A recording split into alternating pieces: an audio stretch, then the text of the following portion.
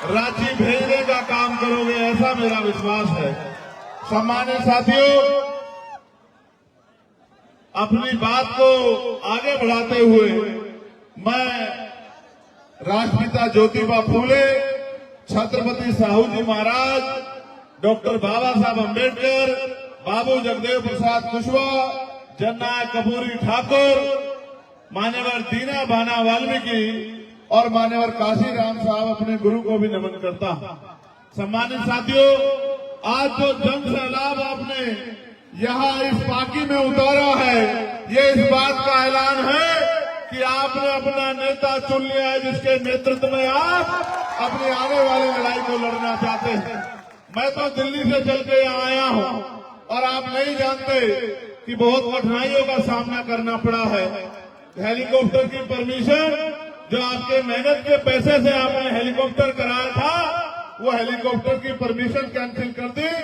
सब लोगों ने, सरकार ने, विपक्ष ने, सब लोगों ने तय किया कि चंद्रशेखर आजाद यहाँ नहीं आने चाहिए और उसके लिए उन्होंने पूरे हथकंडे अपनाए। कहीं मेरी गाड़ी को रोक के चेक करवाते हैं, कहीं कुछ और, लेकिन कहते हैं कि तमन्ना अगर सच्ची हो तो रास्ते हजार होते हैं और तमन्ना अगर झूठी हो तो बहाने हजार होते हैं। मैंने एक लाइन में कहा कि आज अगर कुछ भी हो जाए तो भी मैं पार्टी में इकट्ठे हुए अपने लोगों को संबोधित करने के लिए जरूर जाऊंगा, हर कीमत पर जाऊंगा, उनके विश्वास को मजबूत करने के लिए वहां पहुंचूंगा। आप मेरी इस बात पे गौर करो। आज जो हालात हैं, ये हालात हम लोगों की वजह से हैं, क्योंकि हम इन दलों पे भरोसा करते हैं। कभी भाजपा को हराने के लिए किसी और दल पे, कभी कांग्रेस को हराने के लिए किसी और दल पे हम उनकी लड़ाई लड़ते हैं और अपनी लड़ाई कभी नहीं लड़ते। जिस दिन हम अपना और अपने बच्चों का, अपने क्षेत्र का अच्छा भविष्य सोचने का काम करेंगे, मैं लिख के देता हूं कि किसी दूसरे व्यक्ति की जरूरत नहीं पड़ेगी, जिसने बिना किसी पद पे होते हुए, जिसने बिना किसी पावर के होते हुए आपके आशीर्वाद और आपके सहयोग से इस क्षेत्र में हर गरीब, किसान, कमजोर, तमाम जाति धर्मों के लोगों की आवाज बनने का काम किया है।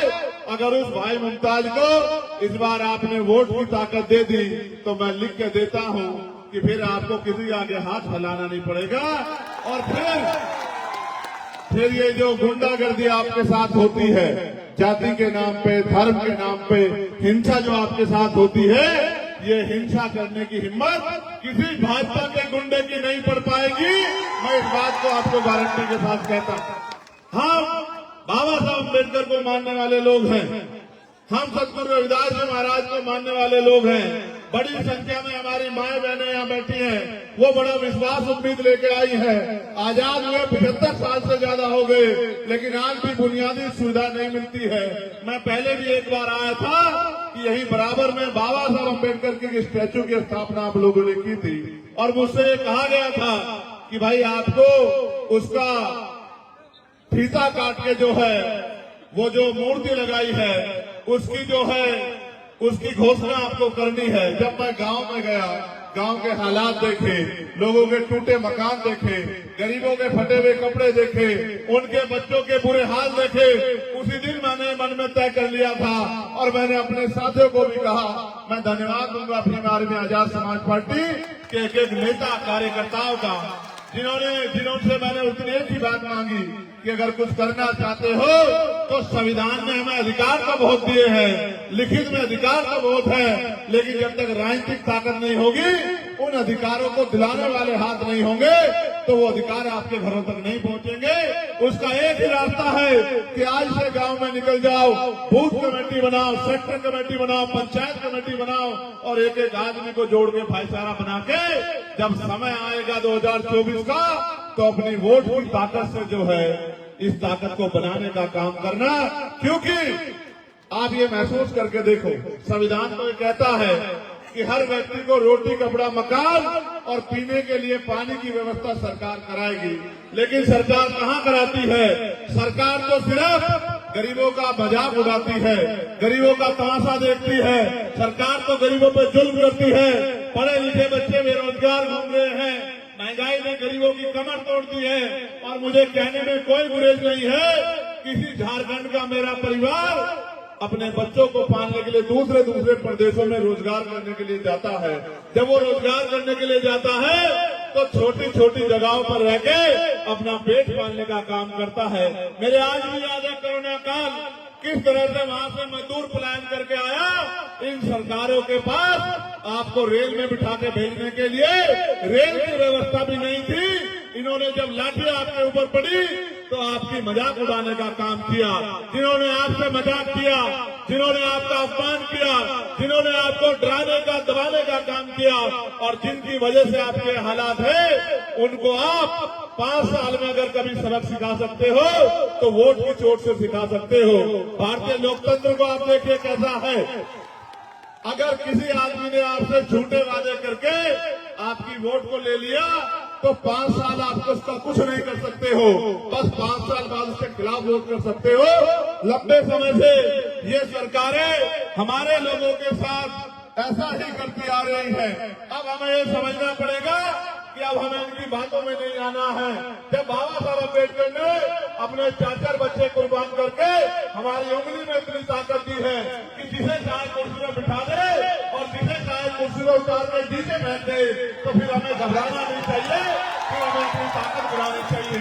मैं अपनी बहनों माओ से कहना चाहता हूँ, क्या सम्मान की जिंदगी इस आजाद भारत में आपको मिल पा रही है?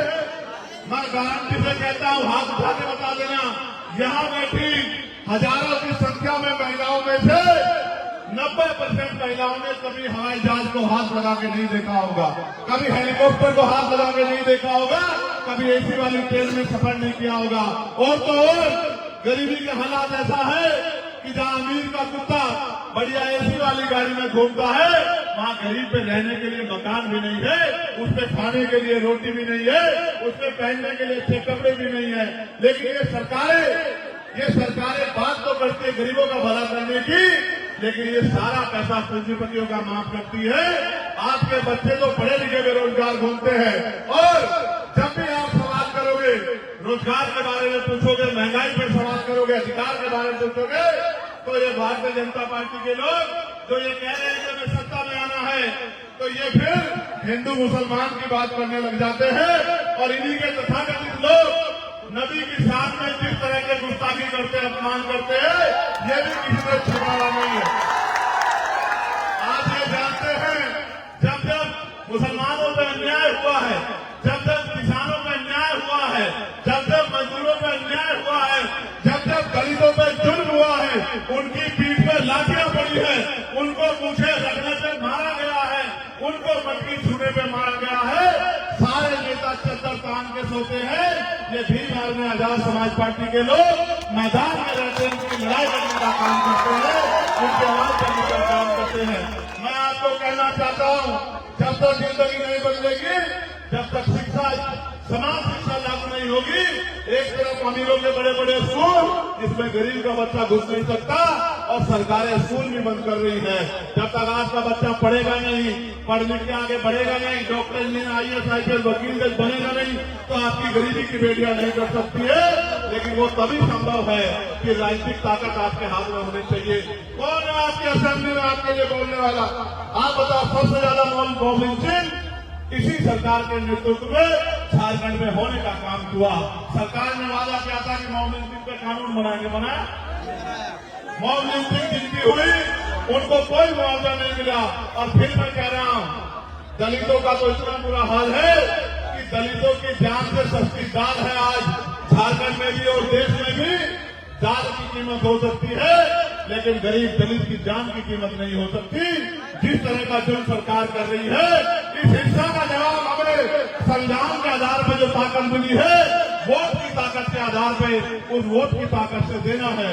गौर करना सम्मानित साथियों, अगर आप 10 रुपए का सामान लेने के लिए बाजार में जाओगे तो उस सामान को 4 बार देखोगे कि ये सामान खराब तो नहीं है, ये सामान जो हम खरीद रहे हैं ये टूटा हुआ तो नहीं है, ये जो सामान हम खरीद रहे हैं जो इसकी वैल्यू है ये इतना पूरा है नहीं है।